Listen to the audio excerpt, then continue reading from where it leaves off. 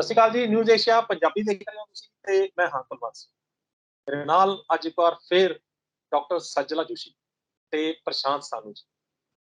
ਤੇ ਕੱਲ ਜਿਸ ਤਰ੍ਹਾਂ ਤੁਹਾਡੇ ਨਾਲ ਅਸੀਂ ਇਹਨਾਂ ਤੋਂ ਜਾਣਕਾਰੀ ਲੈ ਕੇ ਤੁਹਾਨੂੰ ਦਿੱਤੀ ਸੀ, ਜਿਹਦੇ ਵਿੱਚ ਅਸੀਂ ਇਹ ਜਾਣਿਆ ਸੀਗਾ ਕਿ ਬਹੁਤ ਸਾਰੀਆਂ ਚੀਜ਼ਾਂ ਜਿਹੜੀਆਂ ਨੇ ਉਹ ਸਾਡੇ ਸਰੀਰ ਦੇ ਵਿੱਚ ਕਿਸ ਤਰ੍ਹਾਂ ਖਰਾਬ ਹੋ ਜਾਂਦੀਆਂ ਨੇ ਤੇ ਕਿਸ ਤਰ੍ਹਾਂ ਅਸੀਂ ਉਸ ਨੂੰ ਠੀਕ ਕਰਨਾ ਹੈ।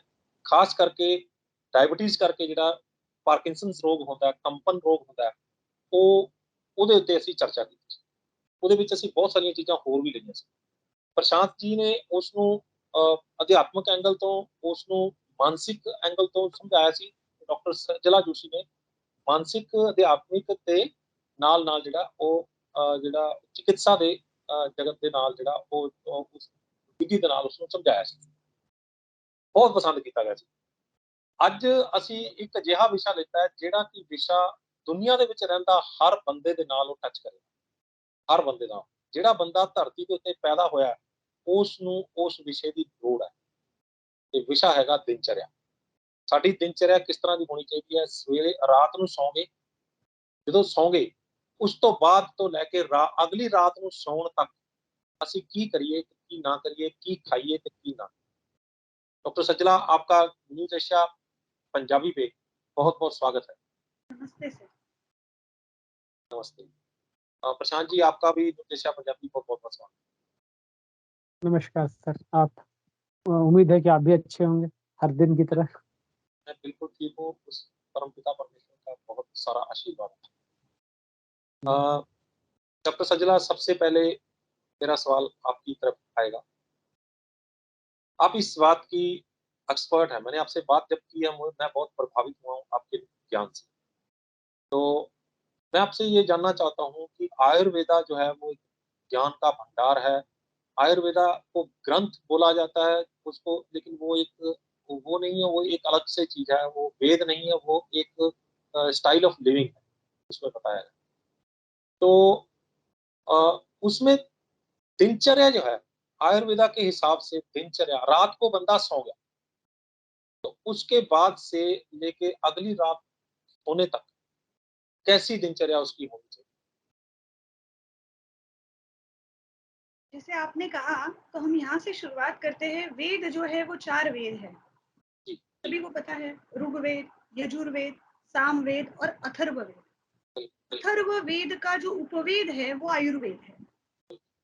आयुर्वेद ये चिकित्सा प्रणाली सिर्फ नहीं है।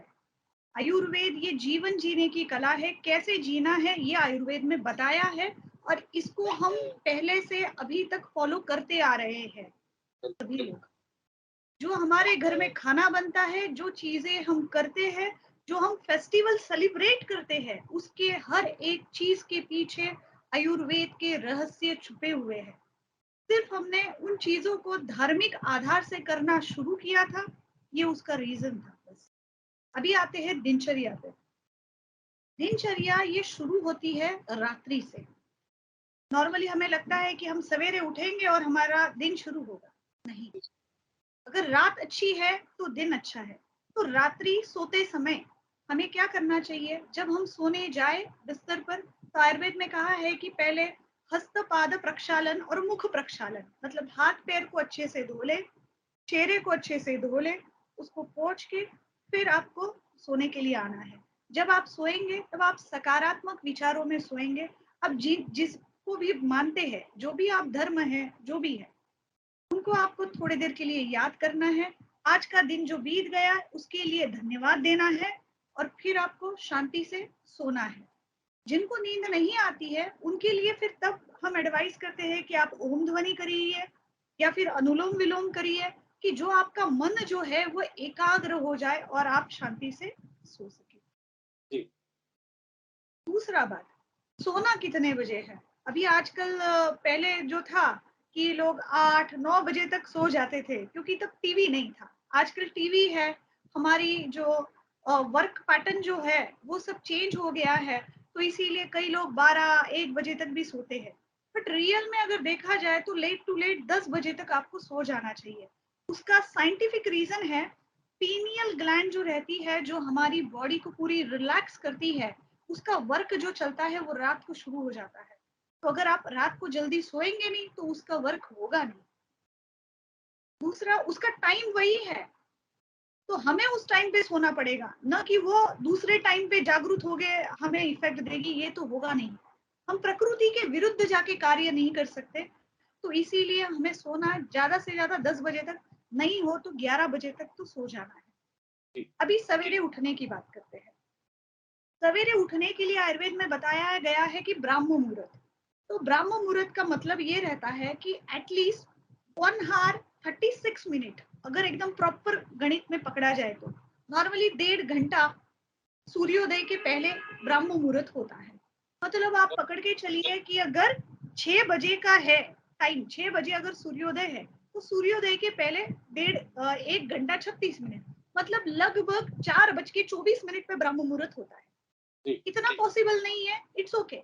आप कम से कम ट्राई करें कि मैं 5:15 से 5:30 बजे तक उठ जाऊं। इतना भी अगर उठ जाएंगे तो भी हमें चलेगा। अभी ब्राह्म मुहूर्त ही उन्होंने क्यों सिलेक्ट किया, उसका कारण है कि पूरा जो दिन है वो वात और पित्त कफ में बटा हुआ दिन है। सवेरे का जो समय रहता है उसमें शरीर में वात की प्रबलता रहती है, 2 बजे से 6 बजे तक का समय। अगर आप सवेरे जल्दी उठते हैं तो मोशन आपको प्रॉपरली होगा, क्योंकि वो वात का समय है। इसके बाद वाला जो समय चालू हो जाता है वो फिर कफ का समय चला जाता है। तो इसीलिए सवेरे जल्दी उठना है, एटलीस्ट 5:15 5:30 बजे तक। फिर इसके बाद आता है उषपान। उषपान का मतलब है पानी पीना। अभी इसमें भी बहुत सारी भ्रांतियां है लोगों में कि कितना पानी पीना है, कब पीना है और कैसे पीना है। और कैसा पानी ठीक है, पीना है ये भी है, गर्म पानी पीना है, ठंडा कैसा पीना है, पानी ये है, भी है। गर्म पानी पीना है, ठंडा पानी पीना है। तो इसमें ये बताया गया है कि ऋतु के अनुसार आप पानी पी सकते हैं। जैसे जब ठंडा ऋतु चल रहा है तो फिर आपको थोड़ा गुनगुना गर्म पानी की तरफ आना पड़ेगा। जैसे ग्रीष्म ऋतु चल रहा है, मतलब बहुत धूप वाला टाइम है, तब आप नॉर्मल पानी पी सकते हैं। अभी आप कहेंगे, अभी एक तीसरा टॉपिक नया अभी जुड़ जाता है इसमें, आरओ का पानी पिए या नॉर्मल पानी पिए, उसके बारे में भी बात करेंगे, लेकिन पहले उषुप पान क्लियर कर लेते हैं हम लोग। उषुप पान जो है वो उन्होंने बताया 650 ml टू 750 ml, मतलब लगभग 2 से 3 ग्लास तक आप पानी पी सकते हैं। धीरे धीरे करके सिप सिप वाटर करके आप पी सकते हैं। अभी हम लोग क्या करते हैं, बात सुन लेते हैं कि 3 ग्लास तक पीने के लिए अलाउ किया है पानी, तो हम क्या करते हैं, हम 8 बजे उठ जाते हैं, 9 बजे उठ जाते हैं और 1 लीटर का बॉटल लेके बैठ जाते हैं और पानी पीते हैं। जी जी। वही कौन सा कहा गया है वो इम्पोर्टेंट है। अगर आप कफ के काल में इतना ज्यादा पानी का सेवन करोगे तो शरीर में कफ की वृद्धि होनी है। रात का काल जो है वो 5:15 5:30 बजे का काल है। एटलीस्ट 6 बजे के पहले कभी भी उठ जाते हो तब आप 3 ग्लास पानी पीना अलाउड है, अदरवाइज 3 ग्लास से ज्यादा पानी बाद में आपको नहीं पीना। तो ये हो गया उषक काल का समय ऋतु के अनुसार। दूसरा, इसमें और एक वर्णन आया है कि जैसे ग्रीष्म, मतलब जब धूप वाला ऋतु चल रही है तो उस समय आप मटके का पानी तक पी सकते हो, उसके लिए भी अलाउड है मटके वाला पानी पीने के लिए। दूसरा, ताम्र पात्र का वर्णन आया है। तांबे ये का। जो अभी वाले जो पात्र आए हैं, ये तो अभी स्टील तो कभी था ही नहीं, बिल्कुल। एल्यूमिनियम की तो बात ही नहीं है। एल्यूमिनियम के कारण ही बहुत सारे डिसीजेस जो पनप रहे हैं, उसका रीजन यही है। एक आपको मैं याद माफ होगा कीजिएगा, जब मैं आपको जर्मनी में यहाँ हिटलर थे। मैं आपको रोकूंगा यहाँ पे, थोड़ा सा इतिहास बता दें कि हाँ, जो एल्यूमिनियम है, वो एल्यूमिनियम के बर्तन की शुरुआत जो थी वो अंग्रेजों ने इसलिए की थी क्योंकि वो भारतीय कैदियों को दिया करते थे इसमें खाना। और भारतीय कैदी जो, वो कैदी जो क्रांतिकारी थे और उनके उनके देश के लिए खतरा बनते थे और उनको मार वो सकते नहीं थे, इसलिए वो उनको जेल में ही बीमार करके मारना चाहते थे। तो वो उन्होंने जो है वो सिल्वर और तांबे के बर्तन इसलिए उनकी शुरुआत की थी कि इसमें खाना खाएंगे, बीमार होंगे और अंदर ही मर जाएंगे। लेकिन आज तो हम खुद खरीद के अपने बच्चों को उसमें खाना खिला रहे हैं, तो कहाँ की सियाणत।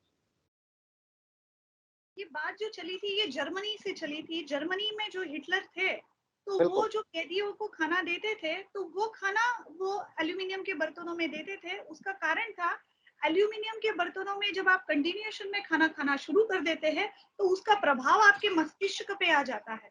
आपका बिल्कुल। मस्तिष्क जिस प्रकार से क्रियाशील रहना चाहिए उस प्रकार से वो रहता नहीं है। जो व्यक्ति क्रियाहीन हो गया तो वो आप पर अटैक क्या करेगा, कार्य कैसा करेगा। तो ये उनकी भावनाएं थी कि संस्कृति को ही तोड़ेंगे तो सारे काम बन जाएंगे, क्योंकि आगे आयुर्वेद जो है वो हमारे नसों नसों में है। आयुर्वेद घर घर में सिर्फ नहीं है, हमारी नसों में है, हमारी आत्मा में है, खून में है, ये वाली बात है। तो ये हो गया ऊषपान की बात होगी। तो आप आज भी ताम्र पात्र यूज कर सकते हैं, नहीं यूज करते तो तांबे का सिक्का ले लीजिए, वो आप पानी के अंदर डाल दीजिए तो भी वो आपको इफेक्ट मिलेगा। इसमें और एक वर्णन मिलता है कि अगर आपको ज्यादा और क्रियाशील होना है, आपको ब्रेन को एक्टिव करना है, तो आप सुवर्ण और रौप्य, रौप्य मतलब चांदी, इसमें बॉईल किया हुआ पानी यूज कर सकते हैं। हमारे शरीर में जैसे कॉपर पाया जाता है उस प्रकार से सुवर्ण भी पाया जाता है। अभी रिसर्च के दरमियान ये साबित हो गया है कि सुवर्ण घटक जो है वो हमारे शरीर में है। चांदी भी है तो सोना भी है। तो हम लोग जो बचपन में चांदी सोना चटाते थे तो वो उसी के लिए परंपराएं हैं ये। तो ये हो गया ऊषपान। अभी ऊषपान के बाद फिर आपको मोशन आएगा। अभी जो पानी पिया है ऊषपान में आपने, वो पानी क्या करता है, वो पूरा बोवेल में जाके मल विसर्जन करने में आपको मदद करता है। तो इसीलिए ऊषपान करना नेसेसरी है। अभी मल विसर्जन करने की बात करते हैं। अभी हमारे जो टॉयलेट्स है, अभी सारे इंडियन टॉयलेट के बजाय थोड़ा वेस्टर्न टॉयलेट की तरफ हम जा रहे हैं। तो उसमें क्या होता है, पोजीशन जो होती है बैठने की वो चेंज हो जाती है। अगर हम प्रॉपरली उकड़ू बैठ के अगर मोशन मल विसर्जन करते हैं तो वो एंगल एक प्रॉपर बन जाता है। अभी सभी लोग बोलेंगे अभी तो हमारे पास तो टॉयलेट नहीं है तो हम क्या करें। उसके लिए भी विधि है, आप चिंता मत करिए। उसके लिए विधि ये है, आप आपका जो नॉर्मल जो टॉयलेट अभी जो अवेलेबल है सभी के लोगों के घरों में वो यूज करें, लेकिन नीचे पैरों के नीचे चौकी रखें। जो स्नान करने की चौकी रहती है वो वाली चौकी आप पैरों के नीचे रखें तो वो एंगल थोड़ा सा डेवलप हो जाएगा। ठीक है, तो इस प्रकार से मल विसर्जन होना चाहिए। मल विसर्जन करते समय अंदर मोबाइल लेना अलाउड नहीं है। मोबाइल, न्यूज़पेपर, आजकल तो हम देख रहे हैं, मतलब शर्म आती है ये बात सोचने में भी, शर्म आती है, घृणा आती है कि लोगों ने टॉयलेट में लाइब्रेरीज बना के रखी है। क्या बात है, टॉयलेट में लाइब्रेरीज का काम क्या है। मल विसर्जन ये जो विधि है ये आपको पूरी मन लगा के करने वाली विधि है। अगर ध्यान इधर उधर चला गया तो मल विसर्जन कहाँ पे होने वाला है। तो ये वाली बात होगी। तो इसलिए कुछ भी पढ़ते समय, देखते समय मल विसर्जन नहीं करना है। मल विसर्जन जब हो रहा है तो उसका एक समय है, रियल जो समय है, तो 2 to 3 मिनट्स में मल विसर्जन कंप्लीट होना चाहिए। जिस व्यक्ति का मल विसर्जन इतना समय में कंप्लीट नहीं हो रहा है, इसका मतलब कुछ ना कुछ प्रॉब्लम। अभी आप मुझे कहेंगे कि नॉर्मल मल होना कैसे चाहिए, ये भी तो पता होना चाहिए। लोगों को लगता है पतला मोशन आ गया, मेरा पेट साफ हो गया, आज मुझे अच्छा फील हो रहा है। पेट साफ होने का मतलब क्या है, स्टूल जो होना चाहिए वो होना चाहिए पूरी तरीके से बंधा हुआ स्टूल आना चाहिए। सिंपल शब्दों में कहा जाएगा, जैसे बनाना शेप केला कैसे रहता है, पूरा बना हुआ रहता है ना, वैसे बंधा हुआ स्टूल आना चाहिए। वो स्टूल प्रॉपर स्टूल गिना जाता है। ठीक है, अभी ये वाला जो मल है ये पानी में गिरने के बाद पानी में घुलना नहीं चाहिए। अगर पानी का रंग बदल रहा है इसका मतलब वो मल पक्व नहीं हुआ था, वो अपक्व अवस्था में ही बाहर आ गया है। जो भी अपक्व वस्तु है वो पानी में घुलेगी, और जो पक्व वस्तु है वो पानी में घुलेगी नहीं। ठीक है, तो इस प्रकार से आप खुद के लिए जान सकते हो क्या मैं स्वस्थ हूँ मेरा मल देख के। इस चीज से आप खुद का खुद टेस्ट कर सकते हैं। उसके लिए कोई लैबोरेटरी में जाने की जरूरत नहीं है इस चेकिंग के लिए। अभी मल अभी 2 या 3 मिनट में मल जो होना चाहिए वो हो जाता है तो प्रॉपर बात है। लिक्विड स्टूल अगर आपको हो रहा है तो आप समझ लेना कि आपका शरीर जितना भी आहार आप ले रहे हो वो वैसे के वैसे बाहर निकाल रहा है और उससे आपको तंदुरुस्ती नहीं आएगी। ठीक, मल विसर्जन करने के बाद हमें बात आती है दंत धावन की, ब्रश करने की। सोच के देखिए जरा कि हमारे घरों में ब्रश जो रहते हैं सभी के घरों में, वो हम लोग रखते हैं बाथरूम में। आजकल के बाथरूम हो गए अटैच बाथरूम, टॉयलेट और बाथरूम दोनों अटैच है। तो आप जरा सोचिए, टॉयलेट में जो बैक्टीरियाज, वायरसेस जो आते हैं और जहाँ पे आपका ब्रश पड़ा है तो क्या वहां पे जाएंगे नहीं, ट्रैवल करके जाएंगे। First point. सेकंड पॉइंट, हमारे जो पूर्वज थे वो बहुत ही टैलेंटेड थे। वो एवरीडे नया ब्रश इस्तेमाल करते और हम देखिए 3-3 महीने 6-6 महीने एक ब्रश इस्तेमाल करते हैं। तो ये वाला जो ब्रश है, एक तो वहां पे बैक्टीरियाज जाएंगे, वायरसेस जाएंगे और ऊपर से वो ब्रश हम हमारे मुंह में डालेंगे और उससे घिसेंगे। तो इसीलिए आपसे सभी से निवेदन है, जो चीज मैं खुद भी करती हूँ तो वही मैं आपको भी बता रही हूँ कि शास्त्र में लिखा है, एक तो आप दातून करिए, दातून नहीं कर सकते हैं तो आप चूर्णों का प्रयोग करिए, कुछ भी नहीं मिले तो त्रिफला है, हल्दी है, इन चीजों का आप प्रयोग कर सकते हैं जो घरों में सभी के घरों में अवेलेबल होती है। अभी आप कहेंगे कि पहले के जमाने में कोयला लेते थे दांत घिसने के लिए, और तब जब अंग्रेज आए तो बोले ये देखो क्या लोग है, कोयला यूज करते हैं, नमक यूज करते हैं। और आजकल हम टीवी में ऐड देखते हैं, इसके टूथपेस्ट में क्या है, इसके टूथपेस्ट में नमक है, बहुत शान से बताते हैं, कोयला है, बहुत शान से बताते हैं। मतलब जो हम कर रहे थे वो सही था, और यहाँ आज पे हम मैं वही चीजें करने जा रहे हैं। जी प्रशांत जी।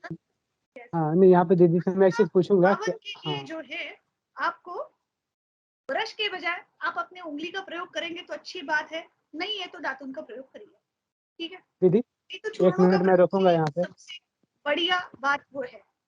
जी हेलो सतरा जी, दीदी। एक हाँ मिनट प्रशांत जी बोलना चाहते हैं। हाँ जी। हाँ हाँ दीदी, आज आज एक भाई का फोन आया था मेरे पास। उनका सवाल था कि जब दातुन करते हैं हम, तो जो सलाइवा और जो बनता है मुंह में, उसको अंदर गटक जाना ज्यादा बेहतर है या उसको निकाल देना ज्यादा अच्छा है?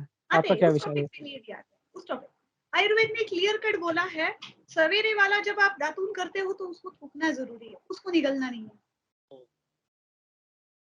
क्लियर कट मेंशन है। अभी धीरे से जब हम लोग गंडूश और कवल मतलब ऑयल पुलिंग के बात पे आएंगे, उस पे भी ये बात हम डिस्कस करेंगे। तो ये हो गई दंत धावन की विधि। अभी दंत धावन के बाद आते हैं टंग क्लीनर मतलब जीवा निर्लेखन। मैं खास करके इन विधियों का नाम इसीलिए बता रही हूँ कि हमें इन अपनी चीजों को पॉपुलर करना है। टंग क्लीनिंग नहीं, जीवा निर्लेखन, जीवा को साफ करने की विधि है ये। अभी जीभ को क्यों साफ करना है? जीभ को इसीलिए साफ करना है क्योंकि जीभ पर कफ जो है वो जम जाता है। अगर जो टंग के जो बर्ड्स है, अगर उसमें कफ भर जाता है तो हमें स्वाद की अनुभूति नहीं होती है, स्वाद लगेगा ही नहीं। तो इसलिए इसीलिए दांतों को साफ करना जरूरी है। अभी दांतों को किससे साफ करेंगे, और एक टॉपिक है आजकल। तो पहले के जमाने में उन्होंने सुवर्ण बताया था, रौप्य बताया था और ताम्र बताया था। अभी सोना और चांदी हम नहीं खरीद सकते हैं, छोड़ देते हैं, लेकिन तांबे का लेने में कोई दिक्कत नहीं है। और तांबे का लेने से फायदा क्या होता है? तांबा उन्होंने क्यों सिलेक्ट किया था? उन्होंने जितनी भी धातुएं सिलेक्ट करी ना, जो शरीर पे असर अच्छे करने वाली है, वही धातुएं उन्होंने सिलेक्ट करी। ताम्र धातु जो है वो लेखन का काम करती है, वो कफ को कम करने का काम करती है। तो इसीलिए ताम्र धातु की शलाका सस्ती भी आती है, 50-100 रुपए की आती है। एक ही बार लेनी है, कहाँ खराब होनी है उसको, बराबर है। तो उससे निर्लेखन आपको करना है अच्छे से। एक बार जीवा साफ हो जाती है आपकी, फिर आगे की प्रक्रिया आती है मुख प्रक्षालन की। मुख प्रक्षालन का यहाँ पे मतलब ये है मुख धोना। और एक बात पे जाते हैं, सॉरी वो आपको बताना भूल गए, जीवा निर्लेखन में प्लास्टिक का प्रयोग मत करें। आजकल जीवा जो आ रही है, टंग क्लीनर जो आ रहा है वो प्लास्टिक का आ रहा है। प्लास्टिक का टंग क्लीनर यूज मत करिए, तांबे का यूज करें तो शरीर के लिए हेल्दी रहेगा। आजकल की रिसर्च में अभी देखा गया है, प्लास्टिक के यूज में ब्लड में प्लास्टिक मिलने लग गया है। तो सोचो कितना क्या क्या हो रहा है। अभी जीवा निर्लेखन के बाद मुख प्रक्षालन। अभी मुख कैसे धोना चाहिए, देखिए कितना वो लोग टैलेंटेड थे कि छोटी छोटी चीजों को उन्होंने बता के रखा, क्योंकि उनको हम सभी लोगों को स्वस्थ रखना था। इसीलिए तो मुख प्रक्षालन करते समय पहले मुंह में पानी भरना है, फिर पानी डालना है आपको फेस पे। तो जब आप मुंह में पूरा पानी भर देंगे तब ये फेस पे पूरा पानी जाएगा। तो इस प्रकार से आपको मुख प्रक्षालन करना है। पानी इसमें ऋतु के अनुसार इस्तेमाल होगा। जब ठंडी ऋतु है तो गुनगुना पानी इस्तेमाल होगा, बहुत ही ज्यादा ठंडी है तो थोड़ा सा गर्म पानी इस्तेमाल होगा। ग्रीष्म ऋतु चालू है, ग्रीष्म ऋतु का यहाँ पे मतलब है जो गर्मी की ऋतु है उसको ग्रीष्म ऋतु कहा जाता है।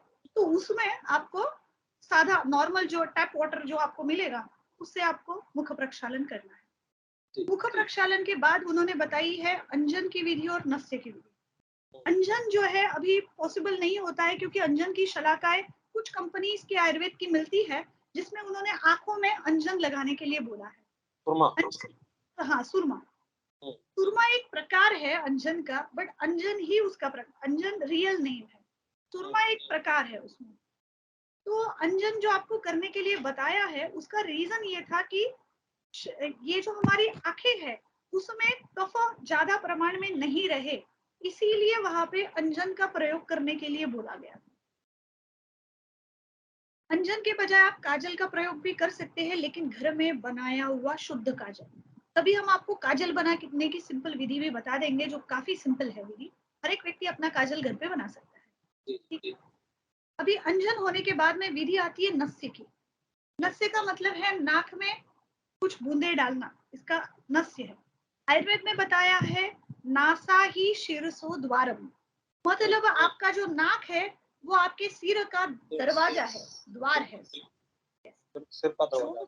हाँ, जो भी चीजें आप नाक में डालेंगे वो आपके सिर तक जाएगी। यहाँ पे सिर का भाग है, मतलब आपके जो ग्लैंड्स है उस पर उसका इफेक्ट होता है।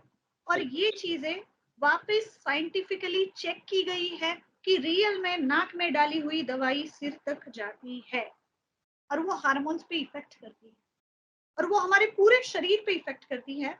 आयुर्वेद में ये वर्णन है कि नस्य करने से आपका ये जो ऊर्ध्व जत्रुगत भाग है, मतलब गला और गले के ऊपर का जो भाग है, उसके लिए सबसे ज्यादा हेल्दी माना जाता है नस्य। यस, ईएनटी आप बोल सकते हैं। और दूसरी प्रकार से पूरे शरीर पे भी उसका काम होता है, इसीलिए इनफर्टिलिटी के बहुत सारे केसेस में नस्य का प्रयोग बताया गया है। इनफर्टिलिटी के बहुत सारे केसेस में आयुर्वेद में नस्य का प्रयोग बताया गया है। एवं आजकल कुसंवन विधि नहीं होती है, गवर्नमेंट ने बैन करके रखी है। कुसंवन विधि का मतलब है अच्छा पुत्र प्राप्त हो या पुत्री प्राप्त हो, उसके लिए पहले विधि की जाती थी जिसमें नाक में दवाई डाली जाती थी और जो इनफर्टिलिटी के लिए या बीज के लिए इफेक्ट करती थी। मतलब कहने का भाव है नाक में जो भी आप डालोगे ब्रेन तक इफेक्ट करेगा। अभी रेगुलरली नाक में चीजें डालने से फायदा क्या होगा, क्या डाल सकते हैं? रेगुलरली आप नारियल का तेल डाल सकते हैं, आपको डालना नहीं है, आप जस्ट अप्लाई कर दीजिए, मतलब ऐसे उंगली में लगा के अंदर अप्लाई करके नाक में आपको अप्लाई करना है, सिंपल। अच्छा, ऐसे आप कर सकते हैं। दूसरा, जब ठंडी का सीजन रहता है तब आप नारियल तेल इस्तेमाल नहीं करेंगे, तब आप सरसों का तेल इस्तेमाल करेंगे। हमने एक बहुत सारे पेशेंट्स का देखा है जो शिकायत करते थे कि मुझे इस सीजन आने पर नाक बहने लगती है, मुझे एलर्जी होती है, छींकें आती रहती है। उनमें हम बोलते हैं कि आप सिर्फ सरसों का तेल सीजन चालू होने के 15 दिन पहले से लगाना चालू कर दो, तो आपको दिक्कत नहीं होती है। अभी क्यों नहीं होती है दिक्कत? देखो, जो भी नाक में चीजें जाएगी वो नाक से ही ट्रैवल होके जाएगी ना अंदर। अगर नाक में आपने तेल लगा दिया, तेल क्या होता है? चिपचिपा होता है, बराबर है? उसमें डस्ट पार्टिकल्स जो भी रहेंगे वो वहां पे ही चिपक जाएंगे। इसीलिए भगवान ने नाक में हमें बाल दिए हुए हैं, उसका कारण भी वही है, फिल्टर होके चीजें जाए करके, बराबर है ना? तो ये हो गया नस्य की विधि। तो आप तिल का तेल का प्रयोग भी कर सकते हैं, सरसों का तेल का प्रयोग कर सकते हैं और नारियल तेल का प्रयोग कर सकते हैं। इसकी आप 2-4 बूंदे भी डाल सकते हैं नाक में, या नाक में सिर्फ अप्लाई कर सकते हैं। दिन में एटलीस्ट 2 बार तो अप्लाई कर दीजिए तो अच्छा है। और सबसे अच्छी बात, इससे बाल काफी अच्छे होते हैं, तो इसलिए अप्लाई कीजिए। आजकल बालों का जब बोला जाता है तो व्यक्ति खुश हो जाता है कि ठीक है, बालों के लिए तो करूंगा। ठीक है, बढ़े या आपका कुछ सवाल है? जी, मैं आगे बढ़ने से पहले मैं प्रशांत जी से भी, क्योंकि हम लोग अभी उसके ऊपर ही आए हैं, तो प्रशांत जी से एक सवाल पूछूंगा कि सुबह का वक्त जो है वो सबसे उत्तम माना जाता है अध्यात्म के लिए, सबसे उत्तम माना जाता है भगवान को याद करने के लिए, सबसे उत्तम माना जाता है कुदरत के नजदीक जाने के लिए। और जो व्यक्ति भगवान के, कुदरत के, अध्यात्मवाद के बहुत नजदीक है, मुझे नहीं लगता उसके रोग कुछ ज्यादा नजदीक आता। ठीक बोल रहा हूँ?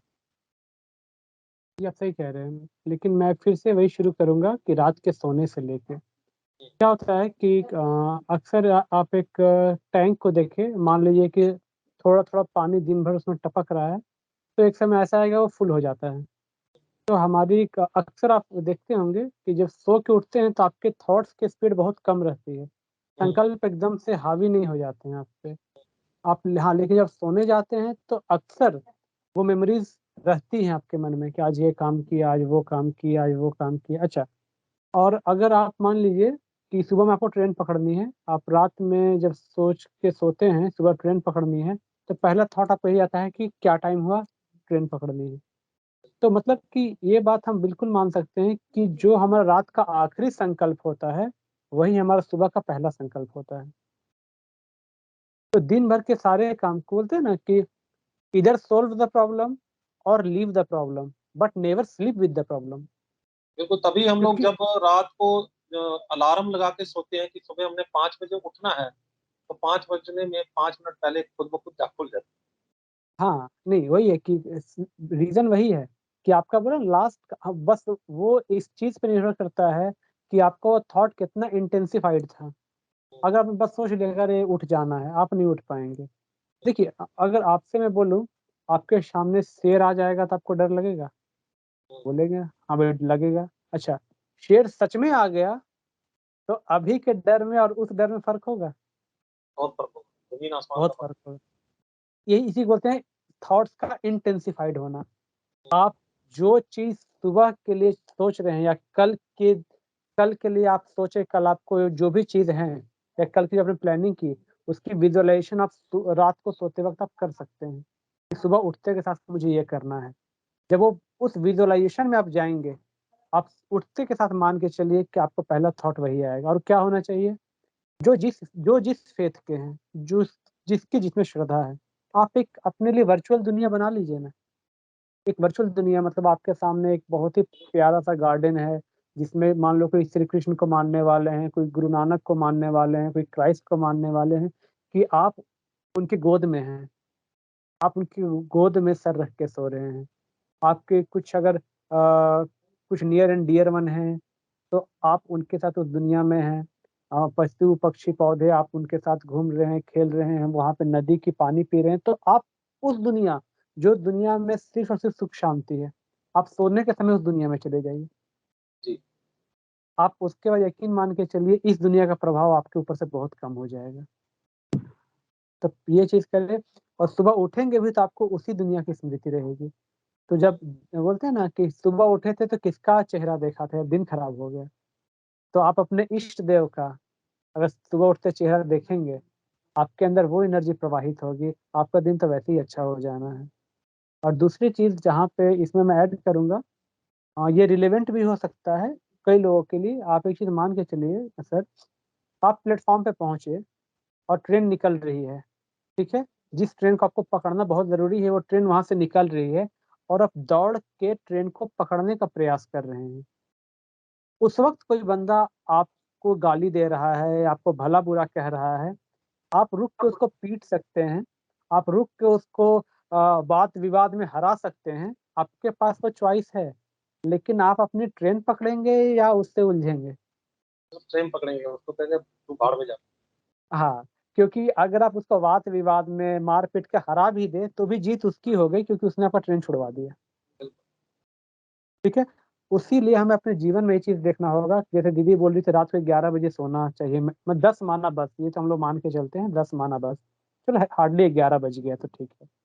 तो ये हुई आपको अपनी ट्रेन पकड़नी है, कोई काम है, कुछ ऐसी चीज़ है, अब आपको यहाँ पे प्रायोरिटी सेट करनी पड़ती है। आपके लिए आपकी हेल्थ, आपकी पीस वो ज़्यादा रिक्वायरमेंट है या आप उन चीज़ों को जो भी है, चाहे किसी से हमारी पार्टी है, आप हमें कोई पार्टी एन्जॉय करना है, हमें कुछ काम करना है या हम अनावश्यक व्हाट्सएप एंड बाकी चीज़ों में लगे पड़े हैं। मतलब वो चीज़ें आपको आपके ओरिजिनैलिटी से दूर ले जाना चाहती है। अब आपको यहाँ पे चॉइस है। आँख बेच के टीवी खरीद लेना कोई बुद्धिमानी का सौदा नहीं है। पहले कंप्लेन होता कि घर में टीवी नहीं है, अब कंप्लेन है कि देख नहीं पा रहे हैं। तो पहले से बिल्कुल। हमने ज़्यादा नुकसान कर दिया अपना। तो अब जिस हर तरह हम कमरे में टीवी है, अब हर कमरे में एलसीडी लगा हुआ है, लेकिन देखने का समय नहीं। बाथरूम तक में भी होते हैं आजकल तो। हाँ, तो वही मैं बता रहा था यहाँ पे कि हमें अपने अंदर वो सेट करना पड़ेगा, हमारी ट्रेन ना छूट जाए। अगर हमने गुस्से से किसी को बोला, बहुत ज़्यादा किसी से झगड़ा किया, हमने हरा भी दिया, कि हमारी ट्रेन छूट गई, हमने जो अपनी शांति का और पीस की ट्रेन पकड़ी हुई थी अंदर में, वो छूट गई। तो हमारे दिनचर्या के साथ मनचर्या भी बहुत अच्छी हो, ये बिल्कुल भी ध्यान रखना होगा कि हमारे अंदर की दुनिया को हम कितना महत्व देते हैं। बाहर की दुनिया के लिए तो हमने बहुत कुछ किया, हमारे घर में सोफ़ा आ गए, हमारे घर में बेड्स आ गए, दीवान आ गए, गाड़ी आ गई, सब कुछ आ गई। उसके बावजूद क्या वो लाइफ़ आप जी पा रहे हैं जो आपने बचपन में सोचा था कि आप जॉब कर लोगे, शादी कर लोगे, ये कर लोगे तो आप बहुत खुश रहोगे, उसके बाद भी नहीं हो पा रही है। आज मनचर्या। हालात ये है कि बंदा सब कुछ पाने के बावजूद भी ये कहता है कि वो अगर बचपन के दिन लौट आए ना, हाँ, उससे बढ़िया ज़िंदगी में कुछ भी नहीं। तो यहाँ उस पे वक़्त हम तो कहते थे कि हम जब बड़े होंगे हम ये करेंगे, हम वो करेंगे, लेकिन आज हम बचपन को तलाश रहे हैं। तो ये सबसे बड़ी बात मुझे 2 गज़ल बड़े अच्छे लगते हैं जो आपने बोला उसपे, एक तो जगजीत सिंह की है, ये दौलत भी ले लो, ये शोहरत भी ले लो, मुझे ले लो तो सारी जवानी, बस बचपन के दिन मुझको लौटा दे। वो कागज़ की कश्ती, वो बारिश का पानी। है। और तो एक ये पंकज उधास। मुकेश का गाना भी है कि उसने भी कहा कि कोई लौटा दे मुझे बीते हुए दिन, है हाँ, ना? और एक पंकज उधास जी का बड़ा अच्छा गीत है, उसमें कि जो पूरे उन्होंने कैसे पूरे अपने दादा से लेकर अपने पापा से लेकर अपने जीवन को उन्होंने कल्पना किया है। उसमें एक लाइन आता है, पाने के वास्ते कुछ क्या-क्या पड़ा गँवाना। बिल्कुल, तो पानी तो हमें, क्योंकि हमने इन सब उस वक़्त चीज़ों तो को अपने हमारे भी उस वक़्त तो हमारे भी पानी में जहाज चला करते थे, जहाज। वही कह रहा हूँ मैं कि हम वो मतलब कितनी बड़ी चीज़ों को हमने खो दिया इन इन भौतिक चीज़ों के लिए, ये फ़िज़िकल चीज़ों के लिए। हमने उन चीज़ों को खो दिया जिन चीज़ को आप कहीं से ना खरीद सकते हैं, ना ही कहीं से आप उसको किराए पे ले सकते हो, आप नहीं कर सकते। मतलब आपने टेम्परेरी सुख के लिए परमानेंट, मतलब एक जो होता है परमानेंट स्रोत को गँवा दिया आपने, और उसके वजह से फिर हम उसको बाहर से भरने का प्रयास करते हैं। तो तो ये दिनचर्या में मनचर्या जो मनचर्या आपकी बहुत। कैसी कैसी होनी चाहिए? मतलब रात मनचर्या सोया, देखिए। वो तो आपने बता दिया कि कैसे हुआ। सुबह हाँ, उठा, आप भगवान को याद किया, उसके बाद पहले तो जो हम गुड मॉर्निंग कहते हैं या जो पहला नमस्कार होता है वो परमात्मा को ही होना चाहिए। हाँ, भले आप जिस रूप में अपने इष्ट देव को मान रहे हैं, आप उस रूप में ही उन्हें पहले नमस्कार करें और उनसे ही आप डिस्कस कर लें कि आप दिन भर आज क्या करने वाले हैं और उनसे राय लें आप। आप ये मान के चलिए, it's a form of meditation, कि अगर आप दिल से जिनसे जुड़ते हैं, तो आपको वो संकल्प भी उधर से आते हैं, बस आपकी वो स्थिति होनी चाहिए कि आप उन संकल्पों को कैच कर सकें। इसलिए कई बार ऐसा होता है कोई हमें फ़ोन करने वाला होता है और हम इधर से उसे फ़ोन करते हैं और क्या हुँ, बोलता है वो सामने वाला बंदा, "अरे! मैं बस आपके लिए ही फ़ोन निकाला था।" या ये कोई बहुत क्लोज़ फ्रेंड होता है तो वो बोलता है कि तेरी उम्र हाँ। गधे जैसी है, मैं तेरे को ही याद करूँगा।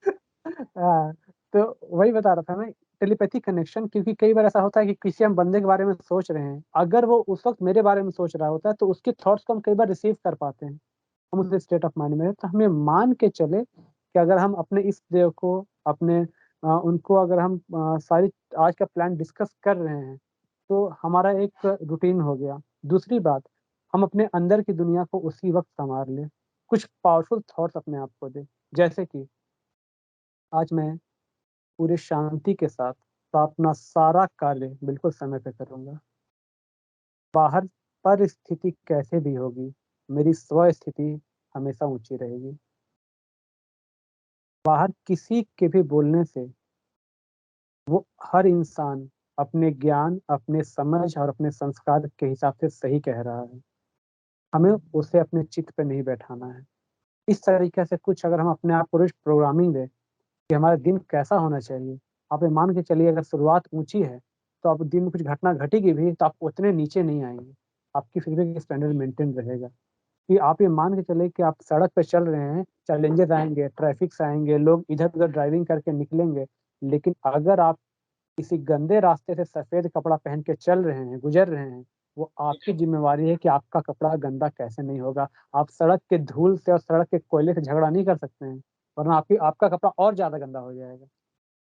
तो ये मैं अपनी अपनी ज़िम्मेवारी समझ के, अपनी मानसिक स्थिति की ज़िम्मेवारी खुद को समझ के, खुद को प्रोग्रामिंग दें दिन भर की, उसके बाद अपनी दिनचर्या शुरू करें। ये आपकी बेस्ट दिनचर्या होगी। आपके पास लौटता हूँ। जी, डॉक्टर सजला आप बता रहे थे कि अ, हमने जो नस्य वो बता रहे थे। जी, जी, जी, नस्य, ऐसे हाँ, बता नस्य पूरा हो गया था। नस्य के बाद फिर विधि आती है गंडूश की विधि आती है, जिसको आजकल ऑयल पुलिंग कहा जाता है, ठीक है, बट उसका रियल नाम जो है वो गंडूश है। 2 प्रकार की विधियां बताई है इसमें, एक गंडूश बताया है और एक कवल बताया है। इसमें क्या किया जाता है, नॉर्मली जैसे तिल का तेल है या नारियल का तेल है या कभी कुछ काढ़ों का इस्तेमाल भी इसमें किया जाता है, तो वो आपको मुख में रखने हैं और इसमें उसको धारण करना है, मुंह में डाल के पूरा उसमें 5 मिनट 7 मिनट्स जब तक आप उसको धारण कर सकते हो तब तक आपको धारण करना है। ये इस विधि को कहा जाता है गंडूश। जब अंदर जो आपने डाला है मुख में, समझो तिल तेल डाला है, अगर वो 1 चम्मच 2 चम्मच ही डाला है जिसमें आपका मुख फूला हुआ नहीं दिखेगा, सिर्फ थोड़ा सा ही दिखेगा, थोड़ी सी ही अंदर डाला हुआ है, इसलिए उसको आप इधर उधर घुमाएंगे, इसको कहा जाता है कवल। जो चीज घुमाई जाती है उसको कहा जाता है कवल, और गंडूश का मतलब है वो चीज ज्यादा क्वांटिटी में होगी और आप उसको धारण करेंगे ऐसे। अब ये करने से फायदे क्या है, आजकल ऐड आता है, शायद किसी को अगर बुरा लगे तो माफ कर दीजिएगा, जैसे सेंसिटिव टीथ के लिए एड्स आते हैं आजकल कि आप इस प्रकार का टूथपेस्ट यूज करो तो आपकी सेंसिटिविटी चली जाएगी। हमने बहुत सारे पेशेंट्स इस पे करे हुए हैं कि अगर आप इस प्रकार से गंडूश या कवल भी अगर आप करते हैं तो आपको सेंसिटिविटी कभी नहीं आएगी। मैं आपको यहाँ रोकता हूँ, बड़ा अगर है इंपॉर्टेंट बात है। निकल जाएगी। आप यहाँ बड़ी इंपॉर्टेंट बात बोल रहे हैं, बड़ा, क्योंकि ज्यादातर लोगों के दांतों का इनेमल जो है वो आजकल खराब हो चुका है, और वो उसका कारण है हमारे एसिडिक जो हम आहार ले रहे हैं, हमारी बॉडी के अंदर एसिडिटी बढ़ रही है, तो उसकी वजह से जो है वो दांत हमारे खराब हो रहे हैं, उनका एनेमल खराब हो रहा है। तो क्या जो ऑयल पुलिंग की आप बात कर रहे हैं, इससे दांतों का एनेमल जो है वो दोबारा से बनने के मदद मिलेगी? मदद मिलेगी। क्यों मदद मिलेगी, कैसे मिलेगी, वो मैं बता रही हूँ। जब आप ऑयल का यूज इसमें करते हैं तो क्या होता है, आपके जो मसूड़े हैं, मसूड़ों के साथ आपके दांत जो है वो स्ट्रांग होते हैं, बराबर है। जीवा जो है वो भी मांस की बनी हुई है, और आपका जो मुंह है उसमें म्यूकोजल एरिया है, जो भी म्यूकोजल एरिया रहता है वो चीजों को जल्दी से एब्सॉर्ब कर लेता है। और जब आप ऑयलिंग अंदर कूलिंग करते रहेंगे, मतलब घुमाते रहेंगे उसको या उसको धारण करेंगे, तो धीरे धीरे सलाइवा छूटने लगती है और आप एक पोजीशन पे रहते हो, तो उसके कारण आपका जो स्किन में लूजनेस, आजकल बहुत सारे लोगों की स्किन लूज होने लगी है, तो अगर आप करते हैं तो दांत मसूड़े तो अच्छे बनेंगे ही, आपके गाल भी अच्छे बनेंगे, आपके गाल लटकेंगे नहीं बुढ़ापे तक, जल्दी बुढ़ापा आने वाला नहीं है। ये बात बहुत बहुत सारे लेडीज को पसंद आने वाली है, मुझे पता है। लेडीज को नहीं है, भाई लोगों को भी पसंद आती है, किसको चाहिए कि मैं बूढ़ा बनूं, किसी को भी नहीं चाहिए। तो इसीलिए ये चीज सभी लोगों ने करनी चाहिए। एवरीडे पॉसिबल नहीं है, सप्ते में 2 या 3 बार करिए तो भी आपको इसके रिजल्ट मिलेंगे।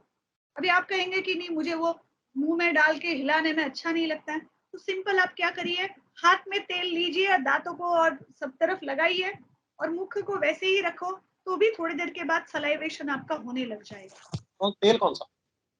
तेल आप तिल का तेल यूज कर सकते हो, सरसों का तेल यूज कर सकते हो, नारियल का तेल यूज कर सकते हो।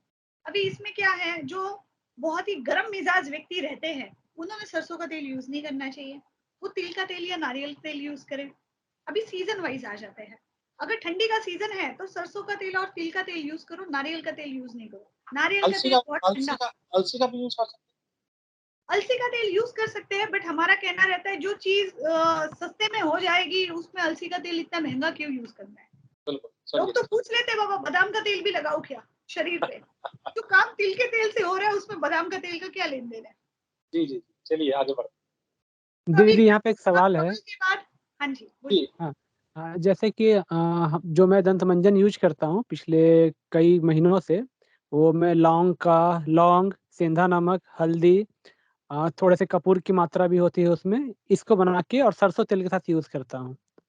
तो पहली बात तो ये सारे इंग्रेडिएंट्स ओके है ना, लौंग, हल्दी वगैरह लोग ये ये कर सकते चलेंगे, हैं? कोई अच्छा, दिक्कत नहीं है, इसमें त्रिफला तो भी आप यूज कर सकते हैं, कोई दिक्कत ओके।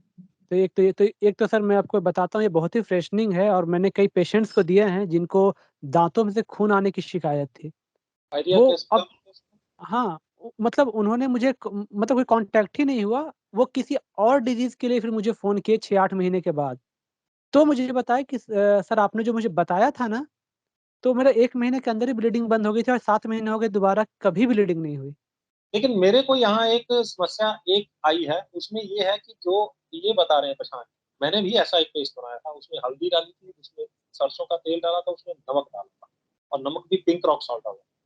तो ये तीनों चीज़ मिला के जब मैंने ये ब्रश करना शुरू किया ऐसे, तो उसमें से एक समस्या ये आई कि मेरे दाँत और मेरे मसूड़े पीले रहने लगे। उसका नहीं, नहीं, नहीं। उससे क्या होगा? अ, हल्दी की मात्रा सर हम लोग कम रखते हैं। मैं आपको चलिए आप अपना एड्रेस दीजिए, मैं आपको कुरियर करूँगा जो मैं घर में बनाता हूँ। आपके दाँत बिल्कुल पीले नहीं पड़ेंगे।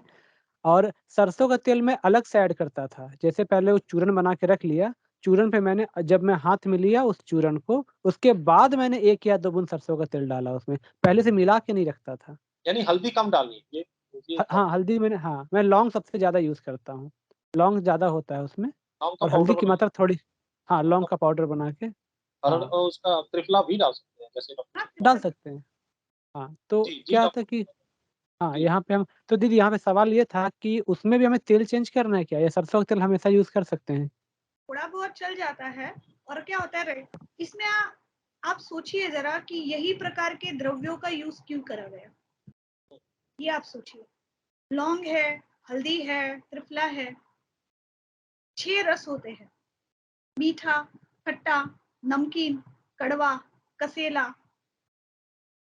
ठीक है। तो ये जो मीठा, तो ये 6 रस होते हैं। 6 रसों में मुख में कफ बनता है, तो इसीलिए जितने भी दातुन बताए गए हैं, जितने भी चूर्ण बताए गए हैं, वो तीखे, कड़वे और कसेले बताए गए हैं। ये तीनों रसों में कोई भी रस आप यूज कर सकते हैं। कोई भी तीखी चीज जैसे लौंग बोली, आप दालचीनी भी यूज कर सकते हो, आप तेज पत्ता भी यूज कर सकते हो, आप तेजबल करके आता है वो भी यूज कर सकते हो। उसका पीछे का लॉजिक क्या है? शरीर में जब कफ लिप्त रहता है तो कफ को अगर हटाना है मुझे, तो मुझे तीखी, कड़वी और कसेली चीजों का प्रयोग करना है। तो आपके घर में ये तीनों रस में जो चीज है वो आप लगाइए, आपको रिजल्ट मिल जाएंगे। जी, जी, फटाफट से आप थोड़ा-सा ये बताइए कि समय की हमें ध्यान रखना है, आगे हाँ, थोड़ा-सा इसके बाद। यस।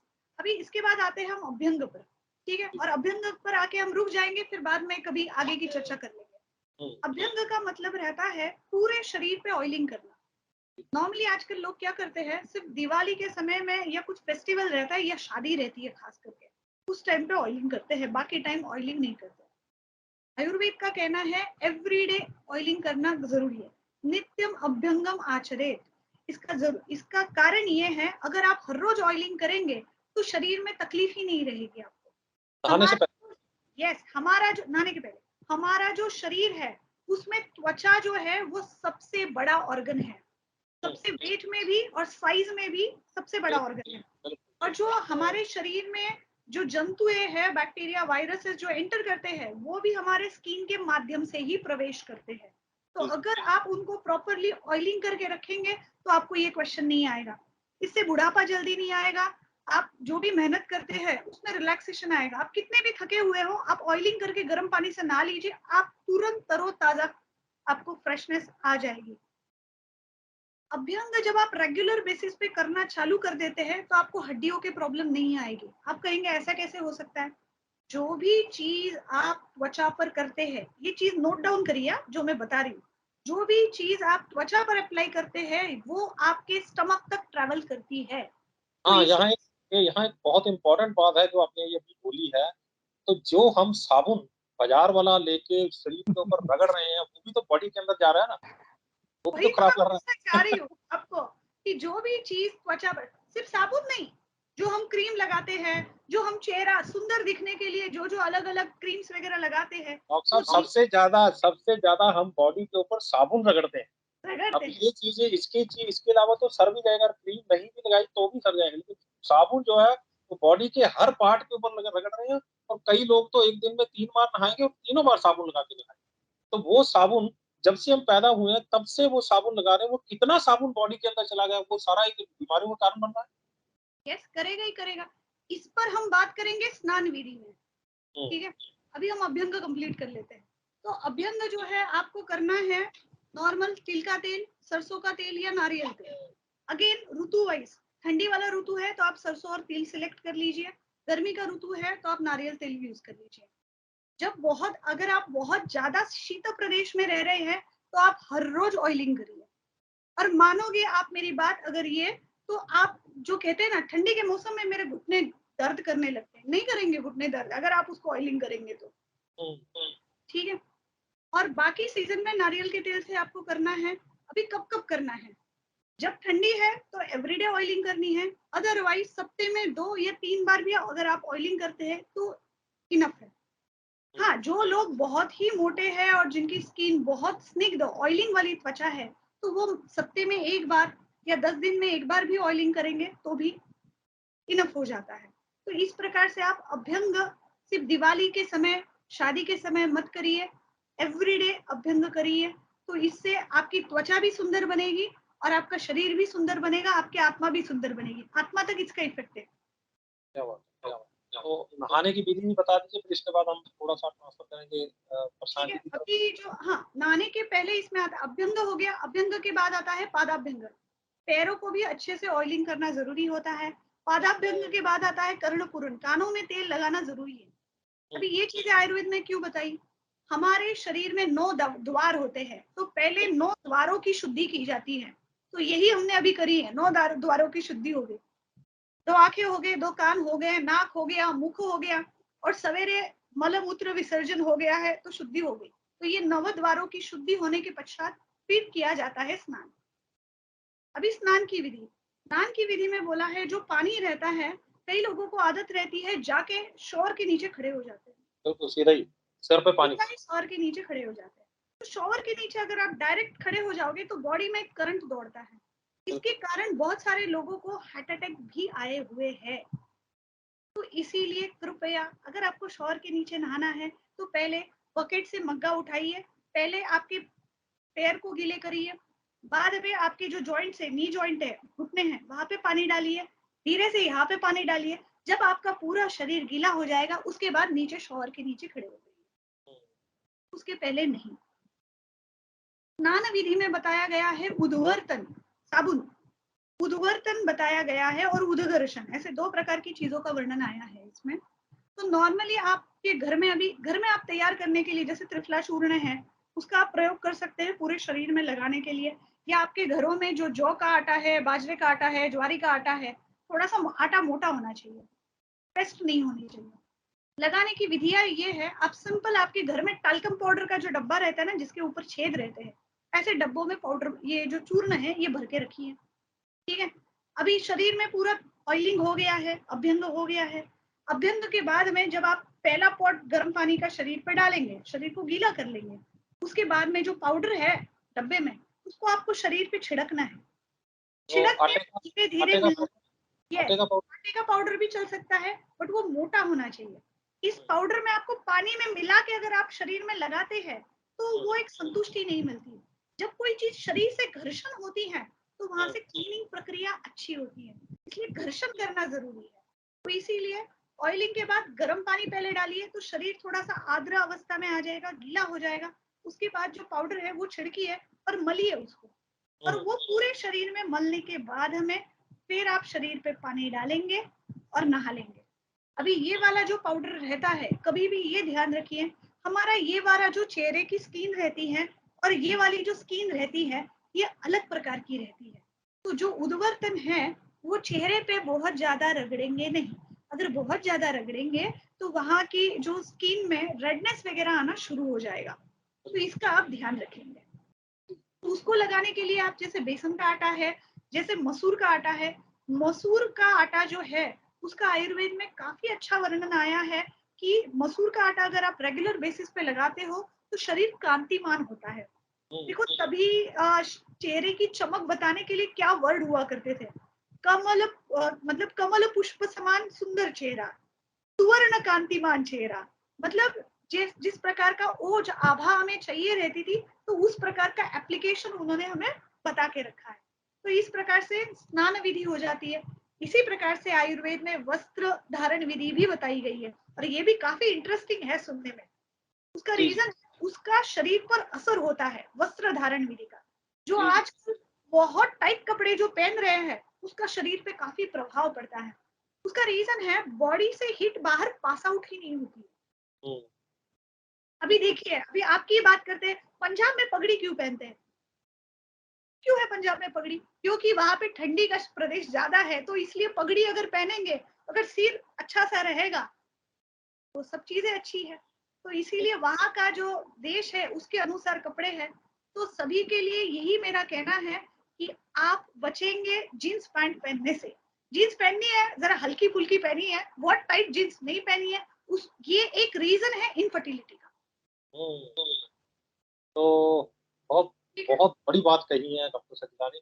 तो आपने प्रशांत जी अ, विधि जो बताई है वो बताई है कि मनचर्या की विधि जो है वो जिस बात तक डॉक्टर सजला लेके गई उस बात तक अपनी मनचर्या को कैसे करें? मनचर्या सर बेसिकली इसके लिए कोई आपको अलग से समय निकालने की ज़रूरत नहीं है। दिनचर्या में जो भी बातें हैं उसके लिए एक समय निकालने की ज़रूरत है आपको, जैसे कि ऑयलिंग है, ये है। मनचर्या के लिए आपको समय की ज़रूरत नहीं होती, आपको अटेंशन की ज़रूरत होती है। जिस तरह हम बाहर की दुनिया पे जितने फ़ोकस्ड होते हैं, हम अपने अंदर की दुनिया पे भी उतने ही फ़ोकस्ड हों। हमें मान के चले कि अगर हमने अपने अंदर की दुनिया से अपना कंट्रोल खो दिया, मतलब ये कुछ वैसी बात हो गई कि घर में टीवी हमारे पास है, लेकिन रिमोट मोहल्ले वालों के पास है, वो अपनी मर्ज़ी से चैनल चेंज करके जा रहे हैं और हमें उनके पसंद का चैनल देखना पड़ रहा है, तो तकलीफ़ तो होगी ही होगी। जैसे तो हमने पहले मनचर्या में बचपन में बहुत सारी तकलीफें सही हैं, दूरदर्शन के ऊपर जो आते थे प्रोग्राम वो से चला कर। तो वही बता रहा था मैं आपको, जैसे कि अगर कई लोगों को मैं एक छोटी-सी एक उदाहरण से बता दूँ आपको, जैसे मान लो कि सर मैंने आपको 5 या 10 किलो टमाटर एक बैग में भर के दिए और बोला कि आप इस टमाटर को अपने पास रखो, ठीक है? आप क्या कर रहे हैं, उस टमाटर को रोज़ अपने कंधे पे टाँग के ले जा रहे हैं एक एक बैग में, एक शोल्डर बैग में आप ले जा रहे हो। 5 दिन, 10 दिन के बाद क्या होगा, टमाटर सड़ने लगेंगे। सड़ने के बाद क्या आएगी, बदबू आएगी। बैग में से रस टपकने लगेगा, आप जहाँ जाओगे वो जगह को गंदा करेगा। फिर जहाँ पे आप जाएँगे, लोग आपसे दूर भागेंगे। लोग आपको आपसे नफ़रत कहेंगे, फिर से आ गया यार ये, फिर से पूरा बदबू फैलाएगा। आप भी उस बदबू से टमाटर की परेशान हैं। बजाय ना टमाटर की बजाय अब जुराब की बात कीजिए। बहुत सारे लोग जुराब नहीं उतारते, उनसे भागते हैं लोग। अ, तो वहाँ पे और फिर और आप भी परेशान होंगे वज़न उठा-उठा के। अब अचानक आप मेरे से मिले, तो आप बिल्कुल परेशान दिखे मेरे को। मैं बोला क्या हो गया भाई? तो ऐसी-ऐसी बात है। अब यहाँ पे दोषी कौन है? वो टमाटर दोषी नहीं है। दोषी यहाँ पे ये है कि हमने उसको टाँगे रखा, हमने उसको होल्ड किए रखा इतने दिन तक। वो सड़ गया, गल गया, बदबूदार हो गया तो भी हम उसे होल्ड किए हुए हैं। कुछ ऐसी है मन में कुछ बातों को होल्ड किए रखते हैं। अब क्या होगा, जब मन में हमारे ऐसी बातें होंगी तो हमारा व्यवहार भी वैसा होगा। हम चिड़चिड़े बनेंगे, हम लोगों से ढंग से बात नहीं करेंगे, हमारा रिलेशन खराब होगा, हमारी पूरी मनचर्या कैसी-तैसी हो गई। आप उसके बाद आप चाहे जो कर लो, क्योंकि वही बताया ना कि मनचर्या में इसलिए इम्पोर्टेंट है हम किसी भी चीज़ को होल्ड करके ना रखें और हमारे अंदर की दुनिया के मालिक हम हैं। कोई चीज़ हमारे कानों तक पहुँच सकती है, मन तक पहुँचेगा कि नहीं पहुँचेगा ये हमारा चॉइस है और हम खुद के मालिक हैं तो एक मालिक की तरह जिएँ। मैं ये कि कोई भी अगर स्थिति आती है, परिस्थिति आती है, उसको एक टेस्ट, एक चैलेंज के रूप में लें कि मुझे इस पे विजयी होना है। ना कि अरे ऐसा क्यों हो गया, वो फिर से बोल के जाएगा, वो फिर से ऐसा होगा। हमारा जब मूड अच्छा होता है, तो किसी ने कुछ गड़बड़ी कर भी दी, तो हम आसानी से माफ़ कर देते हैं। लेकिन जिस दिन हमारा मूड खराब होता है, थोड़ी-सी गलती पे हम भड़क जाते हैं। गलती सेम है, लेकिन हमारा व्यवहार बदल गया, क्योंकि हमारे अंदर की चीज़ें अलग थी। तो अपनी मनचर्या को ठीक रखेंगे, तो आपकी दिनचर्या वैसे भी अच्छी होने वाली है। बहुत तो बहुत दोनों दोनों चीज़ को हम बिल्कुल एक संतुलन में, लाइफ़ इज़ अबाउट बैलेंस, हम संतुलन में लेके नहीं चलेंगे तो हम उस ज़िंदगी को नहीं जी पाएँगे जो हम जीना चाहते हैं। बहुत काम की बात। एक चीज ऐड करना चाहूंगी। आप जी ये समझ सकते हैं कि ये जो शरीर है ये एक मंदिर है, ये एक भगवान ने दी हुई देन है हमारे लिए।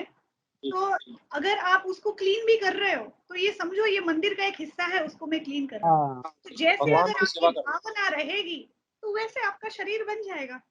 बिल्कुल भगवान की सेवा कर रहे हैं। अगर हम लोग शरीर को स्वस्थ बना रहे हैं, ठीक कर रहे हैं, साफ सुथरा बना रहे हैं, तो भगवान की सेवा कर रहे हैं, क्योंकि ये भगवान की यदि जो है वो क्रिएटिविटी है, तो उनकी उत्पत्ति है। तो उनके द्वारा चलाई गई सृष्टि को चलाने के लिए जो इंसान को पैदा किया गया है, अगर हम उनकी सेवा करें तो भगवान की सेवा है। इसलिए अपनी सेवा करके, क्योंकि हम हर बंदा ये बोलता है कि अपने अंदर ही भगवान है, आत्मा ही भगवान है।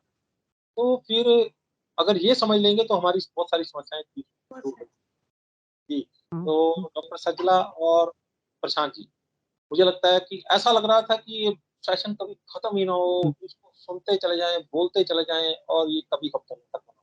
लेकिन समय जो है वो हमें इजाज़त नहीं दे रहा। इसी सेशन को हाँ, यहीं से आगे बढ़ाएँगे कल फिर। तो जी। कल जो होगा वो हमारा विषय यहीं से आगे बढ़ेगा। जैसे डॉक्टर सजला ने बताया कि नहाने तक हम लोग पहुँच गए हैं। आपकी मनचर्या जहाँ से छोड़ के जा रहे हैं, वहीं से हम लोग आगे बढ़ाएँगे। समय की इजाज़त नहीं दे रहा, इसलिए मैं दोनों से आपसे इजाज़त लूँगा, दोनों हाथ जोड़ के माफ़ी माँगते हुए। आपका बहुत-बहुत नहीं, धन्यवाद। नहीं, धन्यवाद। लास्ट में सर फिर से मैं वही कहूँगा हाँ, वो कि शाम को अपना नंबर ज़रूर बोल दीजिएगा, हाँ, ताकि एक तो हाँ, सेशन का आपके साथ जुड़ जाएँ लोग, और एक नंबर जो है वो हाँ, अपना बोल दीजिएगा ताकि आपके साथ लोग कॉन्टैक्ट कर सकें। जी, हाँ। मैं दीदी को थैंक्स बोलूँगा पहले कि वो मंदिर वाली बात मेरे से छूट गई थी, उन्होंने पूरी कर दी। और और हम लोग हर दिन शाम को 7 बजे एक एनर्जी हीलिंग का सेशन रखते हैं ज़ूम पे, जिसमें हम परमात्म शक्ति को अपने अपने जीवन में कैसे प्रयोग करें, उसको सीखते हैं। तो उसके लिए आपको सिर्फ़ मुझे व्हाट्सएप करना है 9168496060 9168496060।